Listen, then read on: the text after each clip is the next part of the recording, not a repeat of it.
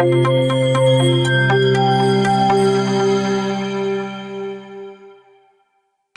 I'm Dr. Asha Priyanka, your public health dentist. And now that we've understood what epidemiology is, the next question naturally to occur will be, how do epidemiologists actually study diseases? So, because you can't just, guess why a disease occurs in a population, there has to be a systemic and scientific process. And this process is what we call epidemiological methods. So today we're basically going to understand how public health scientists investigate a disease problem step by step. Think of it like a structured investigation. This is, continuation to our analogy of epidemiology being a detective of the disease. So, what are these epidemiological methods? In simple words, epidemiological methods are systemic approaches used to study the distribution and determinants of disease in a population. They help us identify causes, test the hypothesis, and design evidence based interventions. So, whenever a health problem appears in a community, epidemiologists won't panic, they'll follow a series of logical steps. So, what are these steps? There are 7 main steps in epidemiological investigation. So, I usually tell my students that you can imagine it like solving a case. First, you want to define the problem. You want to know what the problem actually is.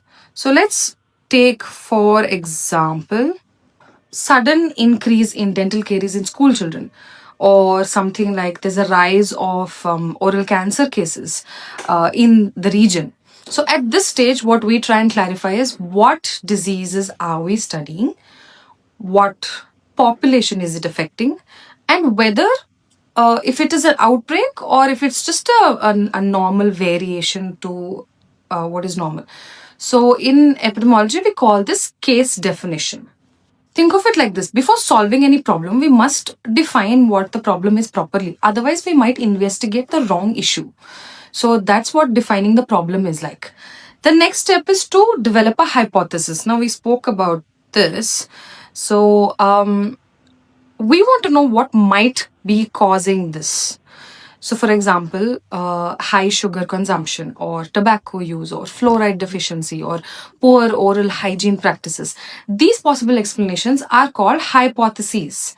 A hypothesis is simply a proposed explanation that needs to be tested. So, we have a question. Now, we propose that this might be the answer. Now, we need to go and test if it really is. So it's basically an educated guess based on all the available information. It's not random by any means, but it is an educated guess. The third step is to now collect data. We gather information from the population, and this can include surveys, clinical interviews, the screening programs, and also the hospital records. The aim here is basically to collect reliable data that can help test our hypothesis. Now, we want to test the, we have proposed an answer to what is causing the issue. Now, we want to test it, so we need some data for it. Naturally, the fourth step would be to test the hypothesis. So once the data is collected, epidemiologists want to analyze it. And for that, we use analytical or experimental methods or study designs. For example, like we've studied previously, cohort studies, case control studies, randomized control trials, all of this, they can use to test the hypothesis. Now, these methods, what they help do is they determine whether the suspected factor is actually associated with the disease or not. Is it in our heads? The next question would be to interpret the findings. So, after analysis, the results are interpreted. How do we do this? By using some biostatistical tools. And what do we look for? We look for any statistical significance. That means, are the numbers telling us that this is causing or this is not causing, or, what is the significance of it? Also, the strength of the association. So now sometimes we see that one factor or causal factor is associated with the result or the outcome, but the strength of that factor is not so much. It could just be one of those multiple things that are there, but it couldn't be the one that is causing the major it's not the major factor that is actually causing the disease. So sometimes the strength of the factor is also very important. And then what are the possible biases? What is bias? We'll see in a bit. So for now, you need to know that when we interpret findings, we see what are the possible biases. Now, this helps us determine whether that observed relationship is real or just due to chance. Sometimes things happen or diseases happen due to chance between factors. It's not always a real association. So numbers and data and facts through science and these scientific methods tell us if the association is actually real. Right. The next one, the sixth step is to implement control measures. Now, if we've come to interpret findings and we realize that a risk factor is confirmed, this is actually a risk factor. Public health authorities now will introduce any control or any preventive measures like our vaccinations, like COVID vaccine, then fluoridation of water, tobacco control policies, health education campaigns. So epidemiology always moves from research to action. That's its aim. We don't stop things at just trying to learn about them. We try and bring it into action and implement what we found out. The seventh step is to communicate these findings. Finally, the results are communicated through scientific journals, through public health authorities and policymakers, and to the public. Because research has value only when the knowledge is shared and when it's applied. When it's all the data is stuck somewhere, it really does nothing. Once people get to know, once authorities get to know, and once we apply it in our programs and try to solve the problem, that's where all this finds value, all this research finds value. So for the steps, I like to tell my students to remember it like a flow of an investigation. So you want to remember the steps like this. First, you want to define. Then you want to develop a hypothesis. Then collect data, test the hypothesis. And once we've tested it and we got some results, we want to interpret the findings. And then we want to implement it, control measures, and then we want to communicate all our findings together.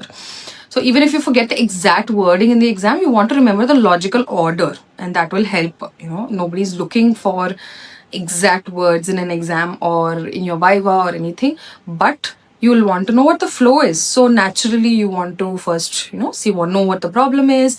Then you want to come up with a possible solution. You want to collect the data that will help you. You want to test it. Once you've tested it, you want to interpret it.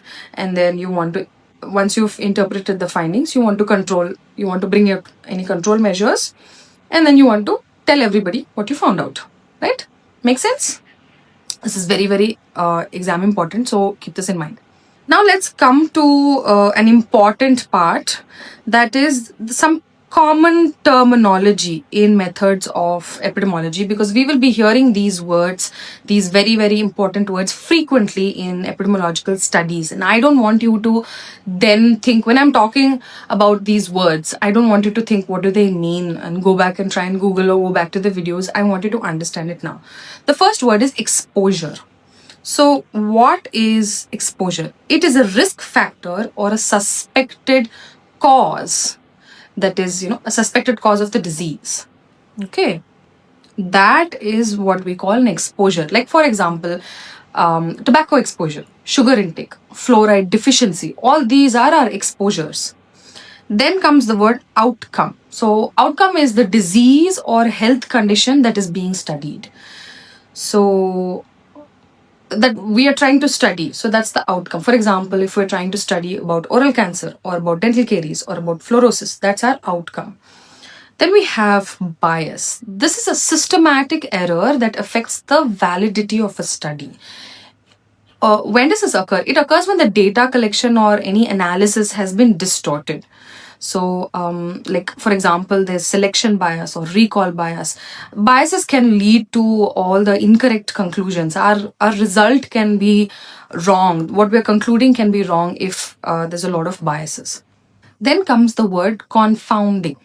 Confounding occurs when another variable influences both exposure and outcome. So, exposure being the risk factors and our outcome being our disease. So, confounding factor can influence both of them. It won't be the reason that we are looking for, but it can be any factor that is influencing both. It can be a hidden variable that affects both. So, for example, suppose we are studying the association between coffee consumption and heart disease. But many coffee drinkers may also be smokers. So, here smoking becomes a confounding factor. Although our studies between coffee and heart disease, if that person is also a smoker, that may also cause heart disease, and that we are not taking into account. So, that factor will be confounding factor. Then comes a word called blinding, very, very important. And we'll see in detail also. This means keeping participants or researchers unaware of the treatment allocation. So, say in randomized control trials, this is where we use blinding a lot, and this is a very, very important step in randomized control trials. What it does is, basic line of an RCT, we have a control group, we have an exposed group. So the thing is that none of the groups know what treatment they are getting. That is the only way that we reduce any bias, researcher or participant bias, any sort of bias we reduce when nobody knows who's getting what except that one researcher, and they also will not know directly, like this person got this, they won't know specifically. So there are many types of blinding, and there are ways of doing it. We'll see it when we learn about RCTs in the next coming up videos. Now, a simple way to remember all this is that exposure is the cause, outcome is the disease. Rest all, everything else is about making the research reliable. Now, let's come to the applications of public health dentistry. We can use this, or these studies or epidemiological studies are used to assess caries, like in school dental surveys. This can be a descriptive epidemiological study. And then you have our tobacco and oral cancer risk studies. This will be our analytical studies, and they help us identify the risk factors. Then we have our pit and fissure sealant trials, which can be experimental studies. And we have water fluoridation programs, that's our community trials. We've spoken about this as well. What is it about choosing the right method though? You want to choose the right method so that we can give the right evidence-based prevention program for the suspected problem. Now, once you understand this flow, you'll realize that every major public health discovery followed all of these same steps. We want the best suited method for each problem that we face, or for each health problem that we face. So, like I've said before, when we talk about the prevalence, we want to use cross-sectional studies. When we want to test the cause and effect of a disease, then we would use case control and cohort studies. And if we want to evaluate the intervention, like say like a mouthwash or something, then we want to use an RCT or community trial, depending on who you want to test it on. And if you want to generate a hypothesis, that is our possible answers, you want to do a descriptive study. Choosing the right method is of utmost importance. Once you understand it a little further, and if you're somebody who wants to do research, there are a lot of other factors to it, but you can start here. You have identified a problem, a loophole, a gap in the system, in our professional society. The next natural step would be to try and think of a research method that is best suited to explain and solve your problem, right? Let's keep it until there for now. These epidemiological methods will basically serve as a roadmap for solving that health problem. So they help us move from your suspected problem to an evidence based prevention program. And this flow will make sure that you get not only the right result, but an evidence based result, something that everybody can accept in the society. Now, you don't want to come with a solution and people doubt your research method. So, choosing that is very, very important. And that was the aim of this topic today. Now, if you thought the explanation was good, or if you thought we could do better, if there's any certain thing that you're specifically worried about or not understanding, please contact us. You can WhatsApp us, you can DM us on Instagram, you can comment below, and our team is very, very friendly and we respond well to it.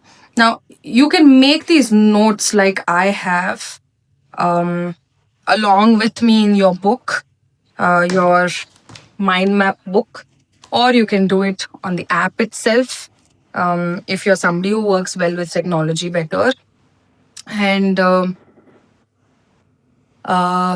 let's see a flashcard and an MCQ that can come from this topic. Define bias and confounding in epidemiology. Bias is a systemic error, like I said, in the data collection or analysis part, and confounding refers to any hidden factors or variables that can affect both our exposure and our outcome. Now, these are very, very, very important words. I wanted to go through them again and again. Which of the following is the first step in epidemiological investigation? A. Develop hypothesis. B. To interpret findings. C. To define the problem. And D. To implement control measures. Obviously, it's C. To define the problem. You want to always begin with clearly finding what the problem is about. And this includes identifying the cases and determining what all constitutes that disease. Right? Now I want you to go to the app and, like I've always said, just go and do those questions now, the rest of the flashcards and MCQs, so that, while the concept is still fresh in your mind, you want to do that. Test yourself, make your own flashcards, you can do that. Take screenshots of any of the notes here that you'd like, and you can make that a flashcard as well. Play around with the app, find out, to understand what the features are. There are a lot of things that can help you. So I will see you in the next topic. Bye.